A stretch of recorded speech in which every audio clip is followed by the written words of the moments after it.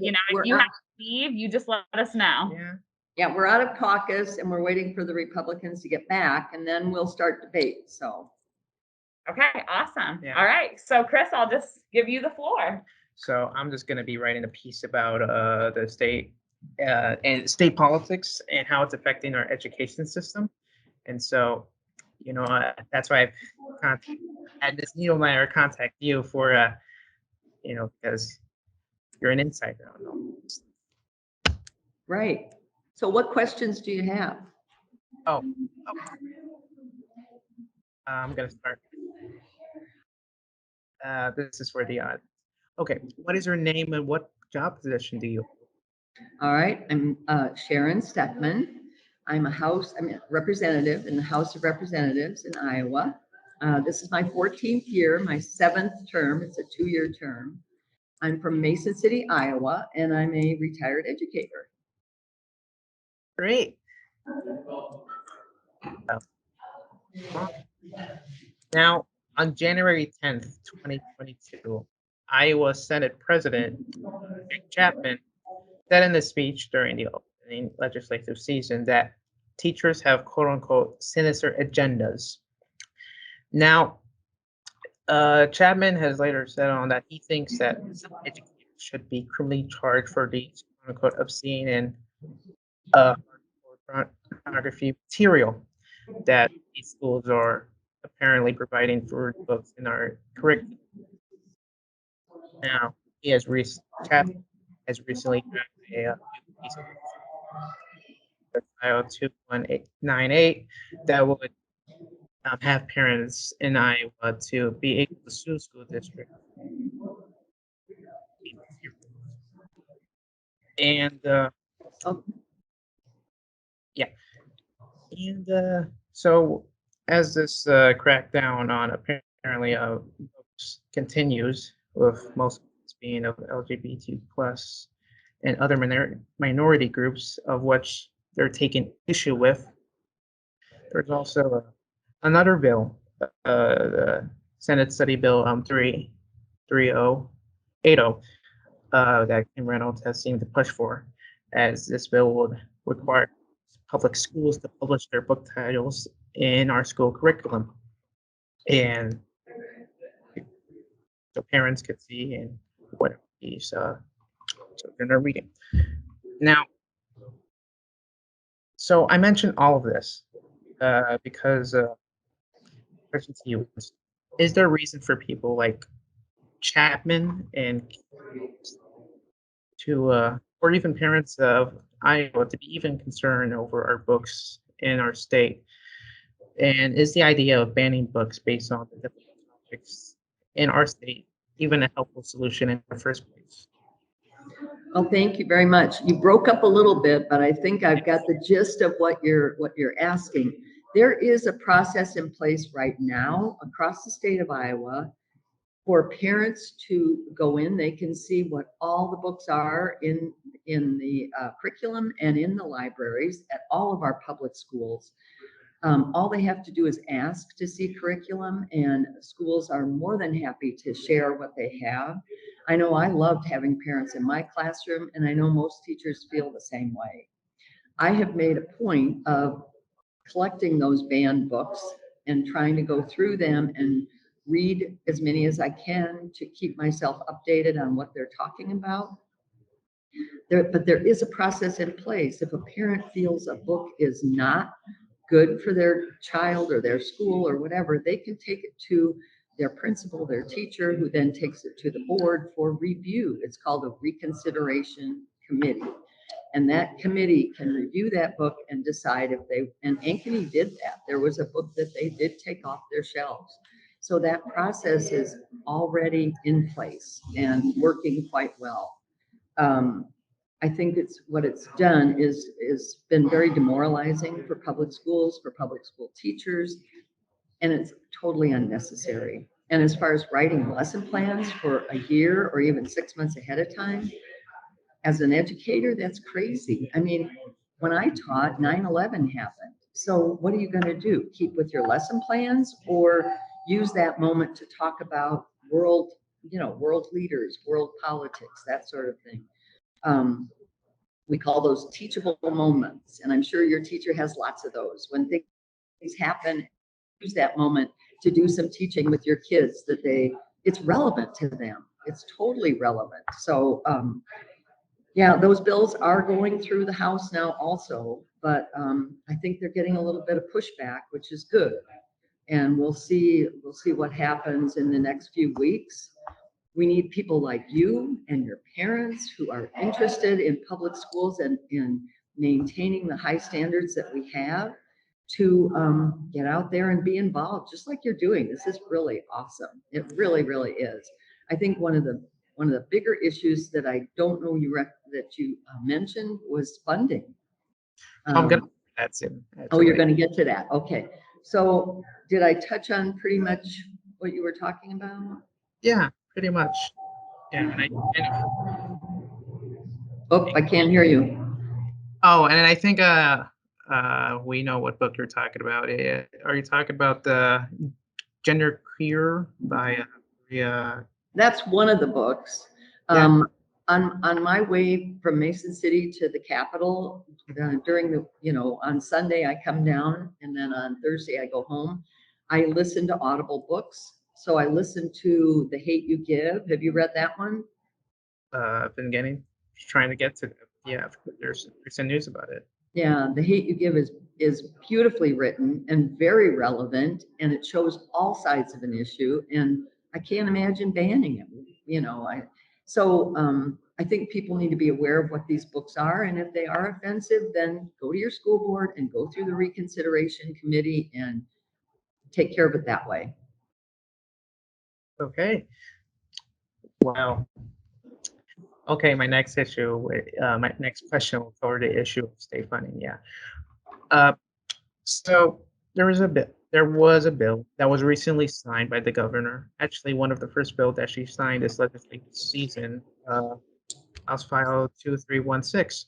Now, this bill turned law would give access to a 2.5 increase in state funding with an estimate of around $159 million to our state curriculum and giving the funding per student $7,400, a $200 increase in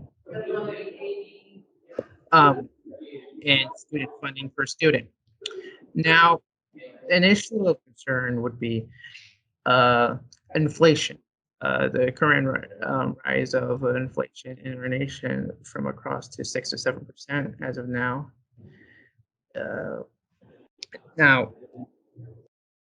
People across the other side have stated that this is not enough to fight the current issue and wouldn't really be much of an increase to our funding, and that schools really need to be funded.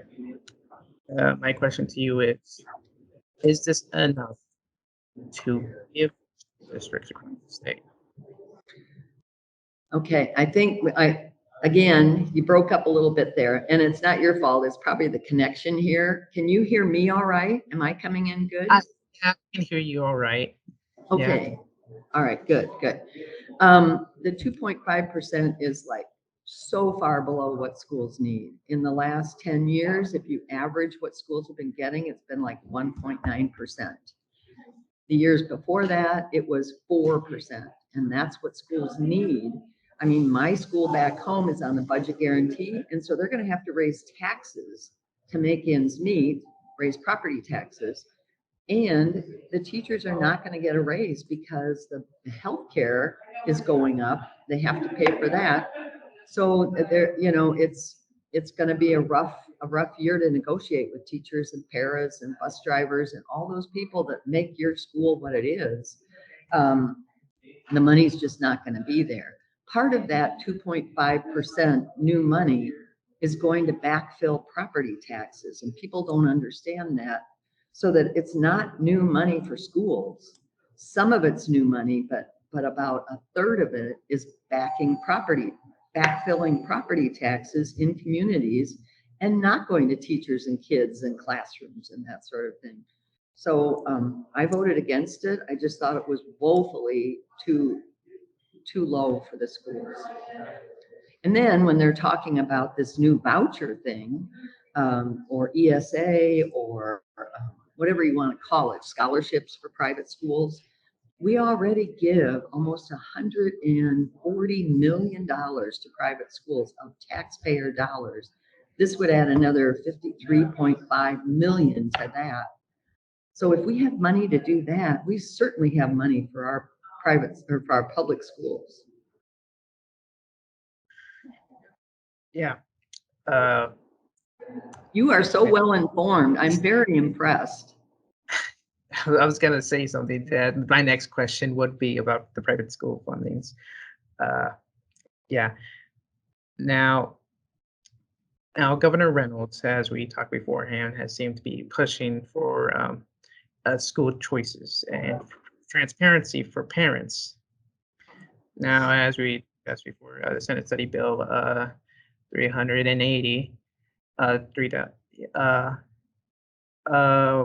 allow for this bill would allow for private schools to set up funds for scholarships, as he said, and would help eligible students pay for private schools, and taking a portion, about 70%, 5,359 student, and giving the rest of the 30% to other school districts and fund for smaller school districts.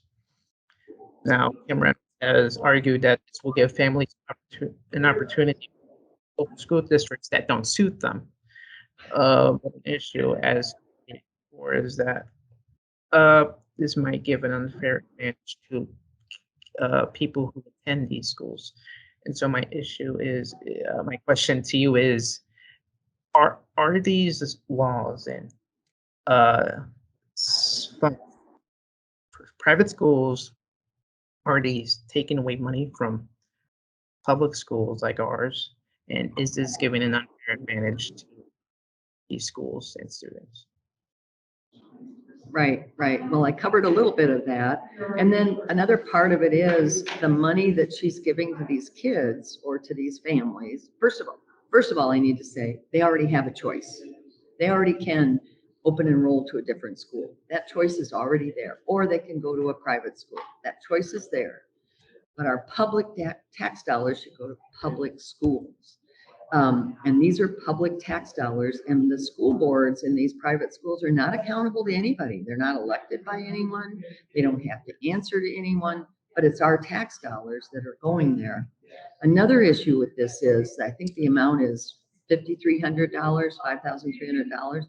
A portion of that's going to rural, because rural schools don't like the vouchers, because it's going to hurt, of all the schools, it's going to hurt rural the most. So it's kind of a bribe, Hey, we'll give you some money if you vote for this.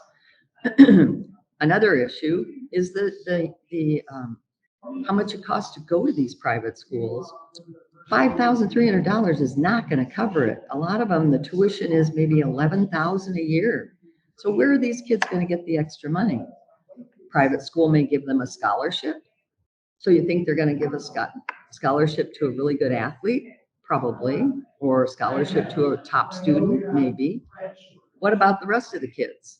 It's just it's a way of, I just don't like it. Can you tell? I don't believe that there's enough accountability to be giving all this money to private, for-profit, some are for-profit schools, some are not for-profit, some are religious, but there's no accountability. Yeah. Does that answer your question pretty good? Yeah. Okay.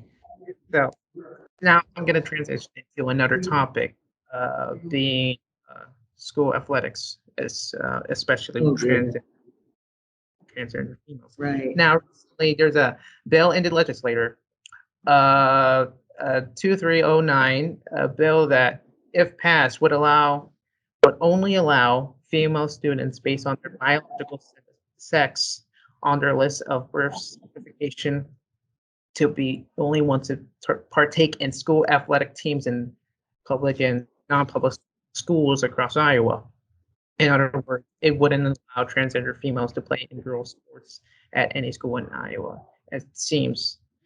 Now, Governor Reynolds has seemed to be pushing for this issue since the legislature season of last year. And it now goes to the education committee as this bill progresses through the legislature. The governor has called this an issue of fairness, with females having a possible physiological advantage against females. But others have argued this is just further pushback against the LGBTQ plus community, especially as another piece of baseless attack against them. Now, my question to you is this an issue really of one of fairness and of concern, or is this just another discriminatory practice? I believe it's a discriminatory practice on children in Iowa. If you look at the percentage of transgender kids in Iowa, it's about 2%, a little less. Then the transgender girls would be even less than that. And the transgender girls participating in sports would be even less than that. So maybe we're looking at a handful of people. The Iowa City who helps these kids could only find 3. And then they could only find 1 that would actually be brave enough to come down and speak at the subcommittee, because, they're standing in front of a lot of people speaking in a microphone. It's a very scary thing to do. And a girl did come down and talked about how she loved volleyball and she loved bowling, and it helped her feel part of her high school community. And now with this bill, which passed the House, passed the Senate, and they're 2 different bills, so they have to read. When a bill goes to the governor, it has to be exactly word for word the same. And so the House and the Senate are trying to put the bill together so it's exactly the same, and then it will go to the governor for her signature. And I see it as just discriminatory against a minute population of children in our state. It had nothing to do with sports, nothing at all. It's about singling out just a tiny little portion of children who are already marginalized, already bullied.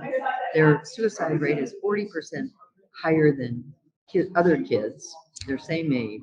So it's totally unfair. It was a very depressing debate, in my opinion. It was just unnecessary, totally unnecessary. We haven't had a problem in the state, not one problem. Does that answer your question? Yeah, I think it answered it pretty well. Okay.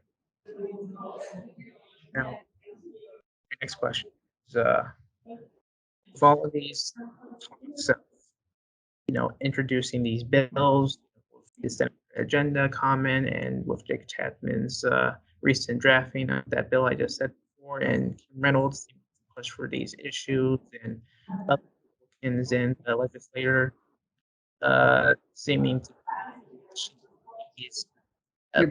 You're breaking up. Oh, okay. Okay. So for people like Jake Chapman and Kim Reynolds pushing for these obscene material, obscene bills, and other Republicans in the legislature bringing up these other topics, like with a bill that recently died, but was one of discussion, putting cameras in every classroom. Yeah. And with all of this talk and stuff, what is something that these politicians might not understand about our education system? Well, oh wait, what's it saying? Oh, right, I gotta delete this out. I don't think I think they're playing to their base. They're playing to people that they think will elect them. and not really thinking about how it's affecting our public school kids, which is the majority of our kids in Iowa. It's about 500,000 kids. So all of these bills are meant to chip away at public education and chip away. And so they can say, we don't need to give them much money because they're not doing their job. You know, you have to have a camera in every classroom. That's crazy. I mean, what if you have a child that has seizures? And so every parent would see that child having an issue in the classroom, you know, the privacy issue. That bill died. I mean, everyone just that was abhorrent, you know, it died. And I wish some of these others would too. But I think it's a way of chipping away. I mean, in schools and the kids dressing like cats or identifying like, I mean, there's no kitty litter in any public school in Iowa. I can just say that unequivocally. So, you know, it's a way of chipping away and putting down public education. And I don't know, I don't understand. I guess it's to get their private schools more funding, more publicity, more whatever. And a great transition to this is now with political agendas seeming to be more of a factor in our education system. Has our political divide hurt our education system in our state? And what can we do moving forward as a state? Right. I've seen that divide in my 14 years here. I've seen it get wider and wider and wider as more people that are on the fringe are getting elected and their policies are coming to the surface, like, you know, some of the ones you mentioned. And I just think folks that don't like this need to be speaking up, need to be getting active. I'm really lucky. I'm ranking member because I'm in the minority party. I'm ranking member in education. So the next, you know, there's two people that sit at the head of the table, the ranking member and then the chair of the committee. The chair of education here in the House is really great to work with. He's reasonable, he's moderate, and I enjoy working with him. He and I can have great, frank discussions and not get angry with each other. And that's what we need. We need more moderates we need people that can look at both sides and go, yeah, I can kind of see where some of that's coming from, but look at this. And come in the middle somewhere, you know, compromise. Oh, it says we have 5 minutes left. We've talked a long time. Well, I just take your picture and put it on my Facebook page, or would that not be good? Maybe. No, I don't need to. It's been really interesting talking to you, and I would love to come to East High again and visit sometime. Well, Cool if you guys take like